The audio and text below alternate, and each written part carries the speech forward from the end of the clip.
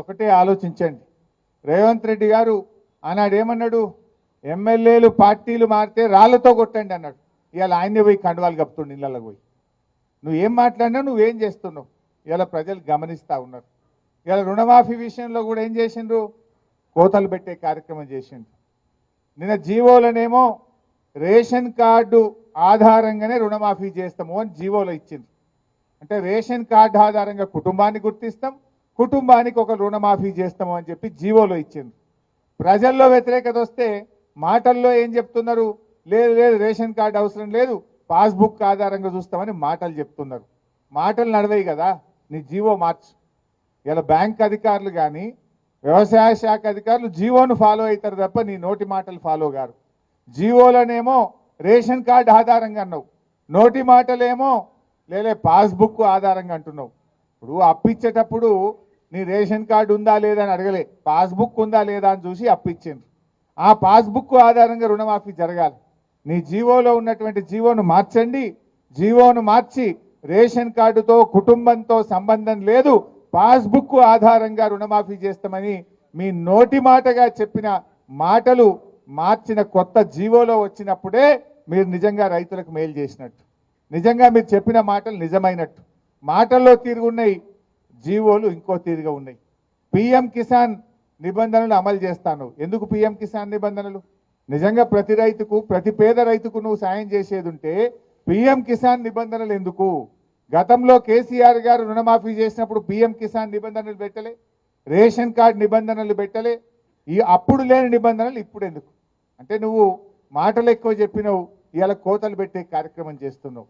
ఇవాళ రైతులకు మోసం చేస్తూ ఉన్నారు. ఆ రోజు ఏం చెప్పిండ్రు? వడ్లకు బోనస్ అన్నాడు. కాగితం జీవో వచ్చే వరకు సన్నాలకే బోనస్ అంటుండు. అంటే రూపాయిలో 10 పైసలే సన్నాలు ఉంటాయి, 90 పైసలు దొడ్డు రకం వడ్లే ఉంటాయి. అంటే 90% రైతులకు నువ్వు బోనస్ ఎగ్గొట్టినావు. ఇవాళ రుణమాఫీలో కూడా పిఎం కిసాన్ నిబంధనలు పెట్టి, రేషన్ కార్డు నిబంధనలు పెట్టి సగం మంది రైతులను ఎగ్గొట్టేటువంటి ప్రయత్నం చేస్తూ ఉన్నావు. ఇవాళ ప్రజలకు కూడా అర్థమవుతుంది, వీళ్ళు అన్ని అబద్ధాలు చెప్పిండ్రు, మాయ మాటలు చెప్పిండ్రు, మోసపూరిత మాటలు చెప్పిండ్రు అనే విషయాన్ని ప్రజలు కూడా గమనిస్తూ ఉన్నారు. వాళ్ళ ఆచరణలో పూర్తిగా ఫెయిల్ అయిపోతూ ఉన్నారు. తప్పకుండా భవిష్యత్తు మనదే ఉంటుంది. 600 రాబోయే రోజుల్లో మళ్ళీ ఈ రాష్ట్రంలో అధికారంలోకి వచ్చేది ఖచ్చితంగా బీఆర్ఎస్ ప్రభుత్వమే అధికారంలోకి వస్తుంది. ఇవాళ ఏ కార్యకర్తలు అయితే కష్టపడుతున్నారో, ఏ కార్యకర్తలు అయితే నిజాయితీగా పార్టీతో ఉన్నారో మీ అందరినీ కంటికి రెప్పలాగా కాపాడుకుంటాం. మీ అందరికీ మంచి గౌరవం దొరికే విధంగా నేను బాధ్యత తీసుకుంటా ఈ పటాన్చెరు నియోజకవర్గంలో మనవి చేస్తా ఉన్నా. మీరు ధైర్యంగా ఉండండి.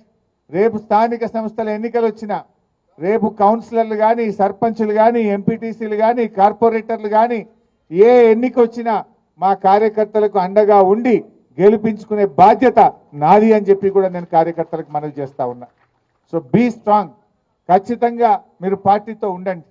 ఇవాళ మన చరిత్ర కూడా చూస్తే కాంగ్రెస్ పార్టీ ఎక్కడ కూడా 5 ఏళ్ల తర్వాత తిరిగి అధికారంలోకి రాలే. అది రాజస్థాన్ అయినా, ఛత్తీస్గఢ్ అయినా, మధ్యప్రదేశ్ అయినా, ఏ రాష్ట్రంలోనైనా వన్ టైమే మలతాపకు పోతుంది. అది రెండోసారి అధికారంలోకి రాలే ఈ దేశంలో, ఒక్కసారే వస్తుంది కాంగ్రెస్ పార్టీ. అందువల్ల ఈ టర్మ్ కాగానే మళ్ళీ వచ్చేది ఖచ్చితంగా బీఆర్ఎస్ గవర్నమెంటే. కానేబట్టే ఏడాది దగ్గర రానేబట్టే 8 నెలలు అయ్యేపాయి.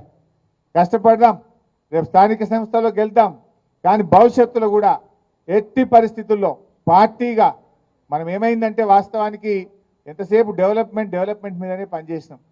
10 ఏళ్ళు ప్రభుత్వంలో మంచినీళ్ళు ఎట్లా ఇవ్వాలి, కరెంట్ ఎట్లా ఇవ్వాలి, రోడ్లు ఎట్లా ఇవ్వాలి, కాలేజీలు ఎట్లా కట్టాలి, స్కూళ్ళు ఎట్లా కట్టాలి, పేదలకు 2000 ఆసరా పెన్షన్ ఎట్లా ఇవ్వాలి, కళ్యాణ లక్ష్మి ఎట్లా ఇవ్వాలి, కేసీఆర్ కిట్ ఎట్లా ఇవ్వాలి, దవాఖాన్లు ఎట్లా కట్టాలి, చైర్మన్ అమ్మకు కూర్చి దవాఖాన్లు ఎట్లా కట్టాలని మనం ఆలోచన చేసినాం.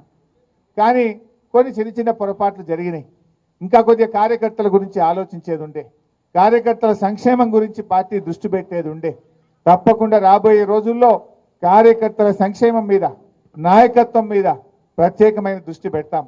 ఈ కష్టమైన క్లిష్టమైన సమయంలో పార్టీకి అండగా నిలబడ్డ కార్యకర్తల్ని తప్పకుండా మిమ్మల్ని పువ్వుల్లో పెట్టి కాపాడుకుంటాం. రేపు ఏ అవకాశాలు వచ్చినా మీకే అందిస్తాం. మీ ద్వారానే రేపు పార్టీ ప్రభుత్వం కూడా రాబోయే రోజుల్లో నడుస్తుంది. ఇవాళ ఇది కొద్ది సమయం మాత్రమే. మనము కొద్ది రోజులైతే కాంగ్రెస్ వాళ్ళు ఊర్లలో తిరిగని పరిస్థితి వస్తుంది. తులం బంగారం ఇవ్వకపోతే అక్కజేళ్ళలు ఇడిచిపెట్టారా? మహిళలకు 2500 ఇవ్వకపోతే అక్కజేళ్ళలు ఇడిచిపెట్టారా? ఎన్ని చెప్పారు మీరు? ఏడైనాయి ఇలా 6 గ్యారంటీల్లో ఒక్కటన్నా అయిందా? 6 గ్యారంటీల్లో ఎన్ని చెప్పిండ్రు? 4000 పింఛన్ అవ్వాతాతలకు ఇస్తామన్నారు, వచ్చిందా? రాలే. 2500 మహిళలకు వచ్చిందా? రాలే. అదేవిధంగా రైతు భరోసా 7500 ఇస్తామన్నారు, వచ్చిందా? రాలే. పేదలకు 5 లక్షలు ఇచ్చి ఇండ్లు ఇస్తాం ప్రతి ఒక్కరికన్నారు, వచ్చిందా? ఒక్కరికన్నా ఇండ్లు రాలే. విద్యార్థులకు 5 లక్షల భరోసా కార్డు అన్నారు, వచ్చిందా? ఆడపిల్లలకు స్కూటీలు అన్నారు, వచ్చిందా? తులం బంగారం వచ్చిందా? ఏది రాలే. రేపు ఎన్ని రోజులు నడుపుతారు? మా అంటే 6 నెలలు, ఏడాది గడుపుతారు. ఏడాది తర్వాత జనం విడిచిపెడతారా? ఏ ముఖం పెట్టుకొని ప్రజలకు వస్తారు? మీరు ఇచ్చిన హామీ ఒక్కటన్నా సరిగ్గా అమలు చేసిండ్రా?